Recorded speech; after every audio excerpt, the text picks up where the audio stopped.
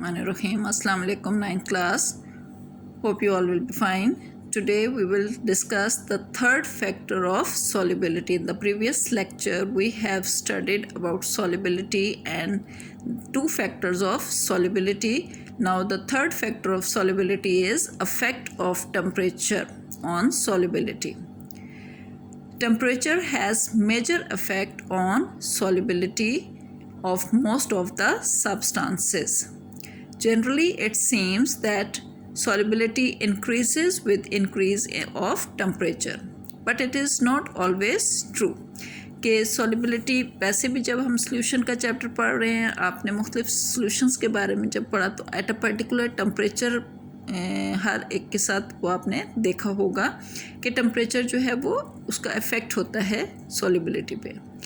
अक्सर हमारे जो कॉमन ऑब्जर्वेशन ऐसा ही है कि जो सॉल्युबिलिटी है वो टेम्परेचर इंक्रीज़ करने से इंक्रीज़ होती है, लेकिन ये ज़रूरी नहीं है, ठीक है, कि सम टाइम जो है ऐसा नहीं भी होता है। When we dissolve a solute or a salt in a solvent, there are three possibilities कि जब हम एक सॉल्यूट को सॉल्वेंट के अंदर डिज़ोल्व करते हैं तो हमारे पास, वैसे भी हमने पहले भी पढ़ा था कि हमारे जो रिएक्शंस होते हैं वो एंडोथर्मिक भी हो सकते हैं, वो एक्सोथर्मिक भी हो सकते हैं। तो उसके ऊपर डिपेंड करता है कि सॉल्युबिलिटी टेम्परेचर इंक्रीज़ करने से इंक्रीज़ होगी या डिक्रीज़ होगी। तो उसमें पहली पॉसिबिलिटी क्या है? Heat is absorbed. When salts like potassium nitrate, sodium nitrate and potassium chloride are added in water, the test tube becomes cold.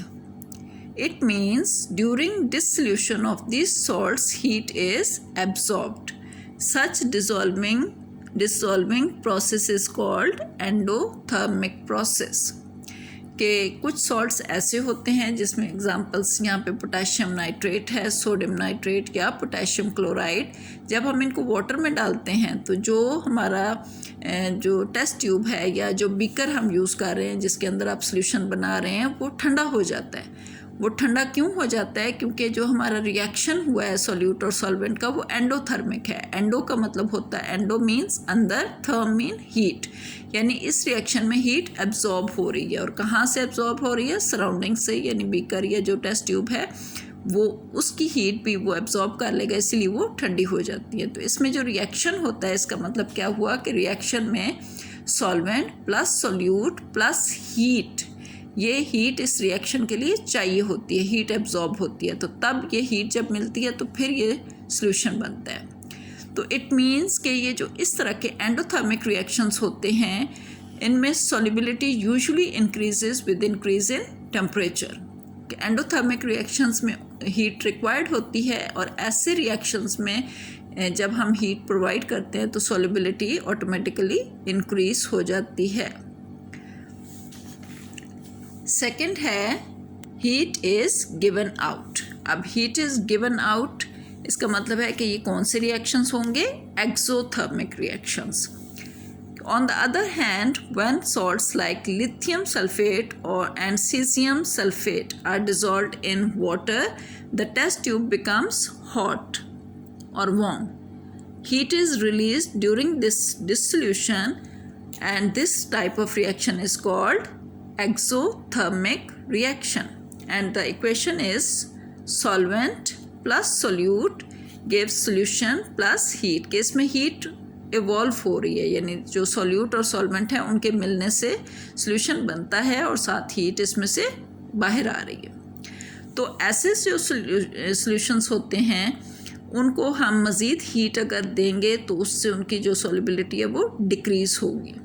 तो इसका मतलब है कि इनकी सॉल्युबिलिटी जो है वो टेम्परेचर इंक्रीज़ करने पर डिक्रीज़ होती है, यानी सॉल्यूट की कम क्वांटिटी सॉल्यूशन के अंदर डिज़ोल्व होगी अगर हम टेम्परेचर को इंक्रीज़ करेंगे, और जो ठंडा टेम्परेचर पर इनकी सॉल्युबिलिटी ज़्यादा होगी।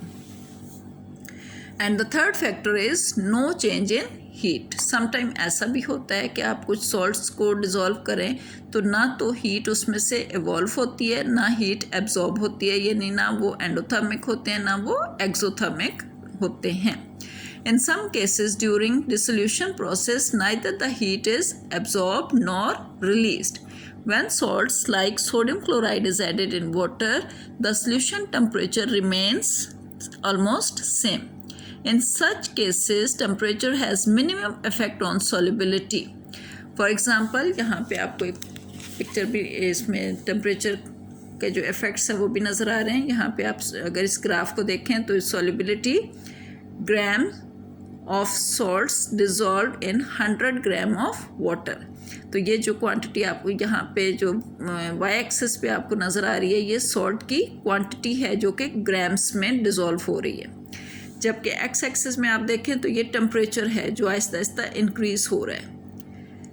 इसमें आप देखें कि कुछ सॉल्ट्स जो हैं उनकी सॉल्युबिलिटी इंक्रीज़ हो रही है, जैसे ये पोटेशियम नाइट्रेट.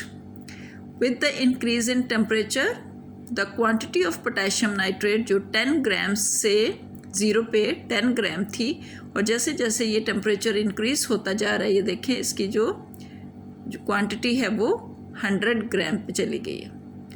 तो टेम्परेचर इंक्रीज़ करने से इसकी जो सॉल्युबिलिटी है वो इंक्रीज़ हो रही है. इसी तरह यहाँ पे लेड नाइट्रेट देखें इंक्रीज़ हो रही है. यहाँ पे calcium chloride, sodium nitrate increase हो रही है इनकी क्वांटिटी. पोटेशियम क्लोराइड, जबकि यहाँ पे ये देखें सीजियम सल्फेट, तो यहाँ पे उसकी सॉल्युबिलिटी डिक्रीज़ हो रही है with the increase in temperature. तो इसी तरह जहाँ पे सोडियम क्लोराइड को आप देखें तो माइनर सा इफ़ेक्ट है, ज़्यादा इफ़ेक्ट नहीं है, यानी नो चेंज इन हीट, कि इसमें ज़्यादा टेम्परेचर का कोई इसके ऊपर इफ़ेक्ट नहीं पड़ रहा है इसकी सॉल्युबिलिटी पे. तो इस तरह से ये जो डिफरेंट सॉल्ट की सॉल्युबिलिटी के ऊपर टेम्परेचर का डिफरेंट इफ़ेक्ट होता है. होप कि आपको ये क्वेश्चन अंडरस्टैंड हो गया होगा टॉपिक. इसको एक रीडिंग करिएगा और फिर देखिए अगर कोई चीज़ समझ में ना आए तो आप मुझसे दोबारा पूछ सकते हैं. Thank you.